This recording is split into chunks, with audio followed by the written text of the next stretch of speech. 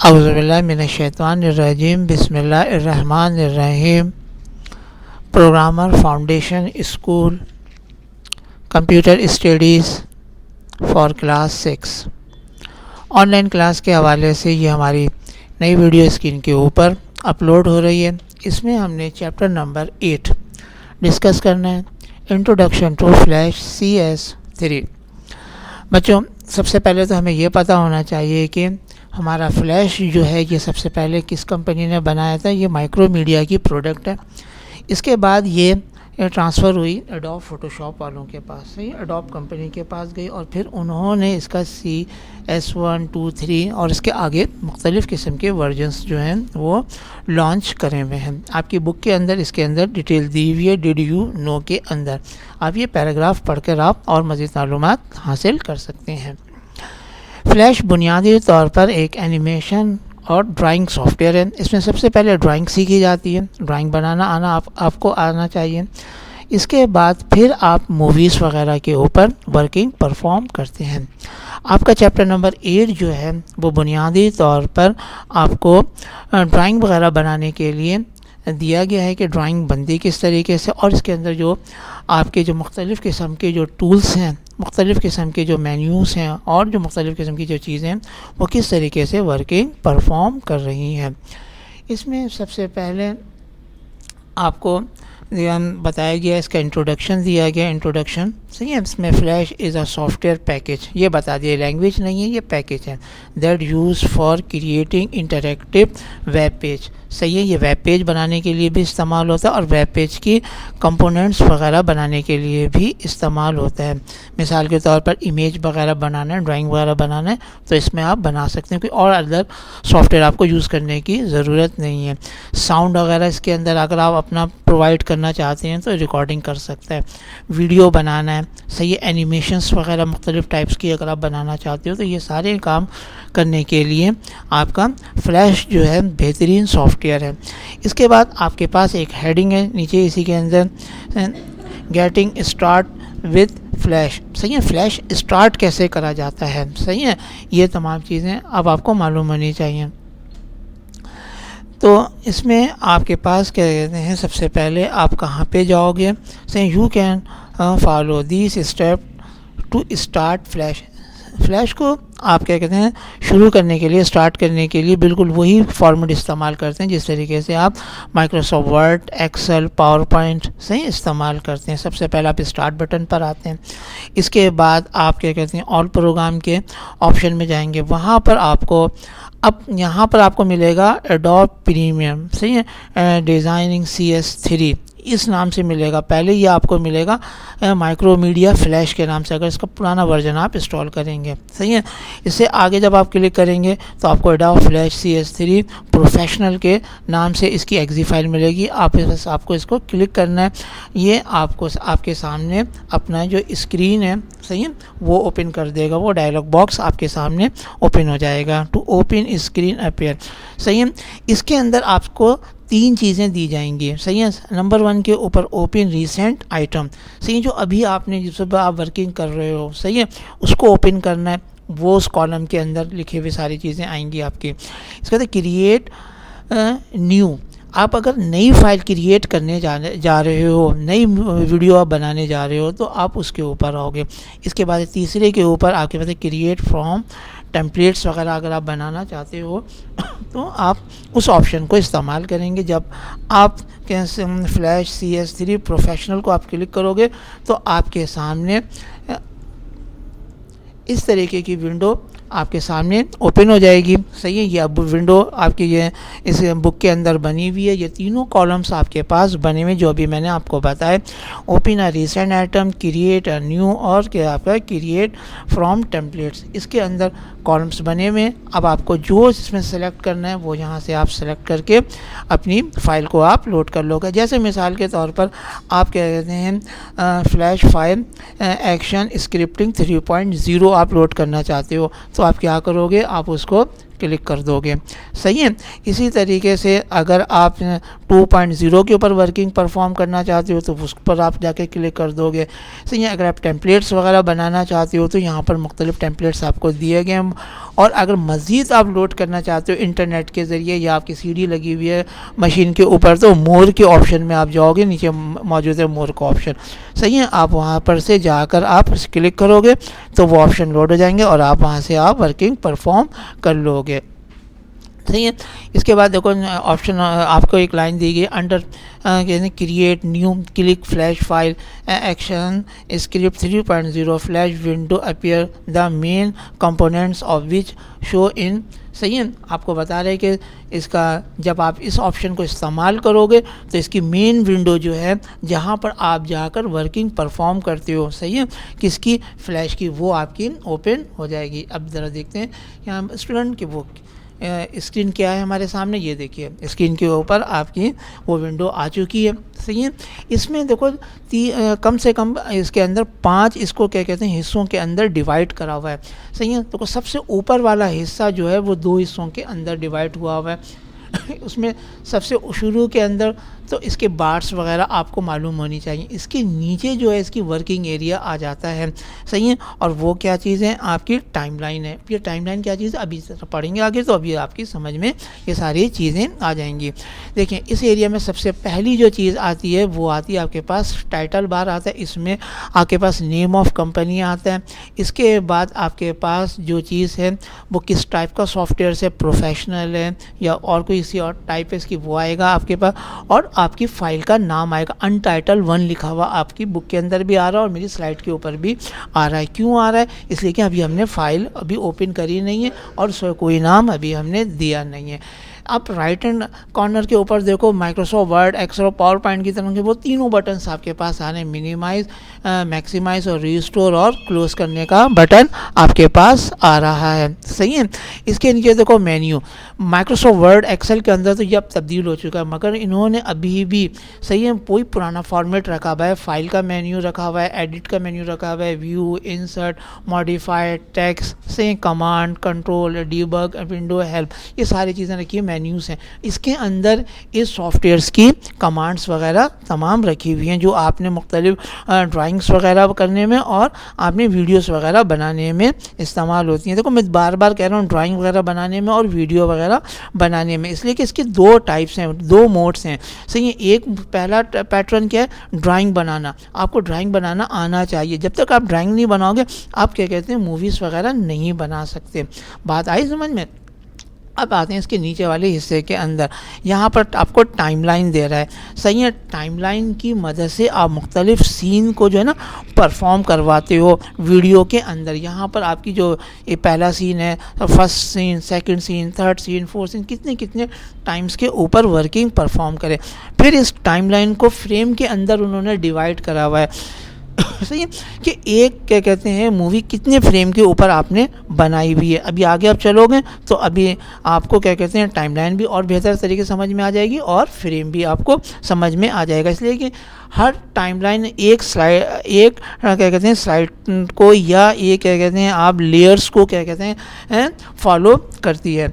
इसके बाद आपके पास पैनल आता है। जब आप कमांड इस्तेमाल करते हो ना तो राइट कॉर्नर के ऊपर ये मुख्तलिफ 3 तरह के पैनल्स आते हैं। इसके बाद जगह इसके बाद 3 की होती है। इसमें आप और भी ज़्यादा पैनल आप ऑन ऑफ करके बढ़ा सकते हो। सही है। मिनिमाइज़ कर दो तो और आ जाएंगे, साइज़ कम कर दो तो और आ जाएंगे आपके पास। सही है। इसके अंदर देखो 3 कमांड्स उसने लोड करके दे रखी हैं। सबसे पहले आपको उसने कलर और क्या कहते हैं के हवाले से बताया हुआ है। सही है। इसके बाद नीचे क्या कहते हैं फ़ाइल के हवाले से इसने बताया हुआ है कि ये देख लो इस पैनल के अंदर क्या कहते हैं फ़ाइल और फाइल के जो स्लाइड्स वगैरह हैं वो तमाम चीज़ें आती हैं। देखो सबसे पहले अनटाइटल लिखा हुआ आ रहा है इसलिए कि अभी कोई हमने नाम ही नहीं दिया, अभी कोई हमने लेयर्स वगैरह इस्तेमाल नहीं करी। और सबसे आखिर में आपके पास जो आता है वो क्या कहते हैं आपकी इसके मुतालिक और मज़ीद डिटेल्स इस पैनल के ऊपर आती हैं। हैं ये ऑफ भी हो जाते हैं और मज़ीद पैनल इसके अंदर ऑन भी हो जाते हैं। इसके बाद देखो दरमियान वाला हिस्सा जो वाइट वाला एरिया है, देखो इसके ऊपर स्टेज लिखा हुआ है, यहाँ पर आपकी पूरी एनिमेशंस तैयार होती हैं और वो अंडर क्या कहते हैं किसके साथ होती हैं, टाइमलाइन के साथ इनकी रिलेशन होती है।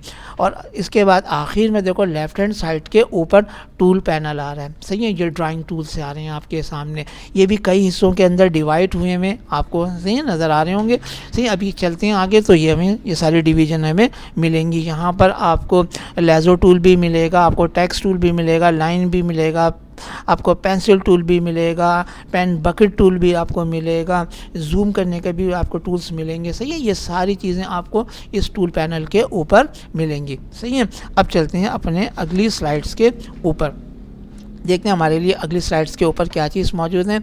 ये जनाब टूल पैनल को मज़ीद डिफ़ाइन करा गया है इसके अंदर। The tool panel is located on the far left of the window.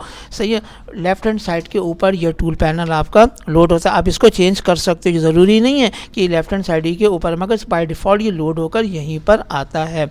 सही है, इसके अंदर आपको मुख्तलिफ़ किस्म के टूल्स दिए गए हैं, जैसे it has tool to create और मॉडिफाई ड्राइंग। देखो सबसे पहले ड्राइंग का लफ्ज़ इस्तेमाल कर रहा है एंड टेक्स्ट, आपके मूवीज़ का लफ्ज़ इस्तेमाल नहीं कर रहा, सही, एनिमेशन का लफ्ज़ इस्तेमाल नहीं कर रहा। You select are tool by clicking, इसको आपने क्या करना है, क्लिक करना है और ये आपके टूल्स जो हैं वो आपके लोड हो जाएंगे। आपने देखा होगा कि आप इसको आगे देखो कि हर टूल में नहीं है, मगर कुछ टूल के अंदर नीचे एक छोटा सा एरो बना हुआ है। सही है, ये मुख्तलिफ और ऑप्शंस इसके अंदर खुलते हैं। सही है, इससे आपकी क्या कहते हैं वर्किंग और आसान हो जाती है। अब नीचे आकर आप देखो तो कह रहा है the tool panel is divided into 4 areas. देखो इस पूरी बार को इसने 4 हिस्सों के अंदर 4 पार्ट्स के अंदर डिवाइड करा हुआ है। अब आप देखो आपकी बुक के अंदर बना के भी बाकायदा दिखाया गया है। नंबर 1 के ऊपर कह रहा है कि tool area contain selection drawing and painting tools. सही है, ये सारे टूल्स इसके अंदर मिलेंगे ड्राइंग टूल्स के। इसके बाद है व्यू करने का, सबसे इसमें एक और अहम तरीन चीज़ है व्यू करने का, zoom in and zoom out के टूल्स के अंदर 2 चीज़ें दी गई हैं। एक हैंड दिया हुआ है जिससे आप किसी भी एरिया को अपने करीब अपने सामने ला सकते हो, जो क्या कहते हैं स्क्रीन के ऊपर नहीं आ रहा होता। और मैग्नीफाइंग क्या होता है, चीज़ को बड़ा कर देता है। सही, जब मैग्नीफाइन होता है ना तो चीज़ें गायब हो जाती हैं और आसान लफ्ज़ों में आपको समझा। फिर ये हैंड टूल जो होता है ना स्क्रीन के ऊपर इस चीज़ को लेकर आता है। इसके बाद एक कलर टूल, कलर एरिया आ रहा है। सही है, इसके अंदर आपके स्ट्रोक के कलर भी यानी कि जो सर्कमफ्रेंस सर्किल है तो सर्कमफ्रेंस और रेक्टेंगल है तो बाउंड्री कहलाएगा। सही है, सही है, उसको भी कलर आप चेंज कर सकते हो। फिलिंग जो होती है अंदर के कलर्स होते हैं उसको भी आप चेंज कर सकते हो। फिर ऑप्शन आते हैं। सही है, और ऑप्शंस के अंदर आप क्या कहते हैं बाय डिफ़ॉल्ट सेटिंग को किसी और पर नई फाइल के ऊपर आप तब्दील कर सकते हो, नई फाइल में आप मुंतकिल कर सकते हो। और आपकी बुक के अंदर फिर वह हैंड टूल की एग्जाम्पल दे रखी है कि जनाब हैंड टूल किस काम के लिए इस्तेमाल होता है, अभी मैंने आपको समझाया। इसी तरीके से आपके पास जो जूम इन या जूम टूल है आपका, सही है, वो किस काम के लिए होता है कि जूम इन करना होता है तो इनलार्ज कर रहे होते हैं, और जूम आउट के लिए आप क्या कहते हैं उस साइज़ को रिड्यूस कर रहे होते हो। इसके बाद अगली हेडिंग हमारे पास अब आती है अगली स्लाइड्स के ऊपर। जरा चलते हैं अगली स्लाइड्स के ऊपर। जी जनाब, अगली स्लाइड्स हमारे सामने आ गई प्रॉपर्टीज़ इंस्पेक्टर्स की। सही है, आप देखो आपकी बुक के अंदर बना हुआ है बॉटम में, सही है, जो हमने स्क्रीन पहले पढ़ा है बिल्कुल बॉटम में स्टेज के नीचे आपके सामने प्रॉपर्टी विंडो मौजूद है। सही है, ये किस लिए होती है, जो टूल आप सेलेक्ट करोगे ना उसकी जितनी मज़ीद और जो वर्किंग है वो सब इसके अंदर दी गई हैं। जैसे मिसाल के तौर पर लाइन टूल आपने ले लिया, सही है, लाइन टूल के अंदर उसकी थिकनेस आप चेंज करना चाहते हो, उसका शेप आप चेंज करना चाहते हो, आप उसका कलर चेंज करना चाहते हो। सही है, आप उसकी डिज़ाइनिंग में डॉट लेकर आना चाहते हो, मुख्तलिफ़ तरीके की डिज़ाइनिंग आप देना चाहते हो तो, और मुख्तलिफ़ स्टाइल्स के कलर आप देना चाहते हो। सही है, तो ये सारी चीज़ें आप क्या कहते हैं किस में जाके करोगे, जब टूल आप लोड कर लोगे। और फिर कहाँ पे जाके करोगे, प्रॉपर्टी विंडो के अंदर जाकर आप इसको करोगे। आपकी बुक के अंदर लाइन टूल आपको आपको दिया गया है, सही है, और उसकी प्रॉपर्टीज़ भी डिफाइन करी गई हैं, सही है। और उसमें आप मिनिमाइज़ और मैक्सिमाइज़ दोनों कर सकते हो। जब आप मिनिमाइज़ करोगे तो राइट कॉर्नर के ऊपर मैक्सिमाइज़ का बटन क्या कहते हैं आपके सामने बना हुआ आ जाएगा, घबराने की ज़रूरत नहीं है, कहीं गायब हो गया। फिर आप उसको क्लिक करोगे तो ये दोबारा से प्रॉपर्टी विंडो को ओपन कर देगा। अब ये ज़रा देखते हैं कि ये प्रॉपर्टी विंडो हमारी ऑन कहाँ से होती है। दो तरीके से ऑन होती है। पहला तरीका है कि control CTRL plus F3 press करो, सही है, फास्ट फॉरवर्ड, सही है, तेज़ी के साथ ये ऑन ऑफ होती रहेगी। इसी तरीके से अगर आप विंडो के ज़रिए, मेन्यू के ज़रिए आप क्या कहते हैं ओपन करना चाहते हो, तो फिर आपको सबसे पहले आपको कहाँ पे जाना पड़ेगा, विंडो के मेन्यू में जाना पड़ेगा। वहाँ पर आपको प्रॉपर्टी मिलेगी, फिर उस प्रॉपर्टीज़ को क्लिक करोगे तो प्रॉपर्टीज़ के अंदर एक और प्रॉपर्टी का ऑप्शन मिलेगा, सही है, और वहाँ से प्रॉपर्टी इंस्पेक्टर जो है वो आपका लोड हो जाएगा। और मिनिमाइज़ और मैक्सिमाइज़ का अभी तरीका मैंने आपको समझाया कि बच्चों कि जनाब क्या कहते हैं वो किस तरीके से क्या कहते हैं आप करोगे, सही है। अब अगले स्लाइड के ऊपर चलते हैं। जी जनाब, अगली स्लाइड आपके सामने आ गई, सही है, ये देख लीजिए। इस स्लाइड के अंदर सबसे पहले आपको देखिए वो जो अभी मैंने पीछे समझा कर आ रहा हूँ कि लाइन टूल आपने सेलेक्ट करा हुआ है, सही है, उसका कलर किस तरीके से होगा ये देख लीजिए, सही है। इसके बाद क्या कहते हैं साइज़ आपको बता रहा है कि कितना थिक करना है आपको, से थिन करना ये बता रहा है आपको। फिर आपको बता रहा है कि ये ज्वाइन कैसे हो, इसके ये दरमियान में जो लाइन्स है वो क्या कहते हैं मोटी हो, पतली हो, किस तरीके से हो, नॉर्मल स्केल के ऊपर होनी चाहिए, सही है, कलर इसका कैसा होना चाहिए, सारी चीज़ें आपको यहाँ पर प्रॉपर्टीज़ के अंदर आपको दिखा रहा है। देखो मिनिमाइज़ का बटन ये कॉर्नर के ऊपर आप करो तो ये मिनिमाइज़ होकर नीचे बार के ऊपर चला जाएगा, सही है, राइट हैंड कॉर्नर के ऊपर, और यहाँ से आप इसको मैक्सिमाइज़ करो, ये वापस प्रॉपर्टी विंडो आपकी ओपन हो जाएगी। जी जनाब, अब आपके पास ग्रिड लाइन आ रही है, सही, ग्राफ पेपर डिज़ाइन करने के लिए ग्राफ पेपर से ज़्यादा आसान और कोई चीज़ हमारे पास मौजूद नहीं है, सही है, ड्राइंग के अंदर। इसमें क्या होता है कि आपके वर्टिकल और हॉरिजॉन्टल आपके पास लाइनें खिंची हुई होती हैं, और आप कॉलम्स यानी कि खानों को गिन करना आप सेंटर या लेफ़्ट राइट, सही है, टॉप एंड बॉटम बआसानी आप निकाल सकते हो, सही है। मगर अब ये सवाल ये पैदा होता है, बच्चे अक्सर पूछते हैं सर ये स्क्वायर्स तो बड़े छोटे छोटे आते हैं कि ये चेंज हो सकते हैं? बिल्कुल हो सकते हैं, इनका साइज़ आप छोटा बड़ा अपनी मर्ज़ी के मुताबिक आप कर सकते हो। ग्रिड यानी कि ग्राफ पेपर को कंप्यूटर की लैंग्वेज में कहा जाता है। ये कहाँ से ऑन ऑफ होगा, इसके लिए फास्ट फॉरवर्ड के अंदर आपको कहते हैं शॉर्टकट कीज आपकी बुक में दी गई है, से CTRL प्लस सिंगल कोटेशन, सही है, पोस्ट ऑफिस जिसे कहते हैं, आप प्रेस करो तो ये क्या कहते हैं कि आपकी स्क्रीन के ऊपर ग्रिड लाइन्स आ जाएंगी। और अगर आप इसको हाइड करना चाहते हो तो इसकी भी नीचे कमांड दे रखी है आपके पास, क्या कहते हैं CTRL यानी control plus shift plus alter, ये तीनों कीज एक साथ आप प्रेस करोगे ये गायब हो जाएंगी, है। अब कुछ बच्चों को आदत होती है मेन्यू के ज़रिए काम वर्किंग परफॉर्म करने के लिए, तो उसके लिए भी कहते हैं बुक के अंदर आसानी दी हुई है। जनाब क्या कहते हैं व्यू के मेन्यू में आएंगे, व्यू के मेन्यू में आने के बाद ग्रिड के ऑप्शन को ऑन करेंगे, वहाँ पर आपको शो ग्रिड का ऑप्शन मिलेगा, सही है। और जब शो ग्रिड करेंगे तो लाइनें आ जाएंगी, और फिर जब आप इसको बंद करोगे तो यह शो ग्रिड तब्दील हो जाएगा, सही है।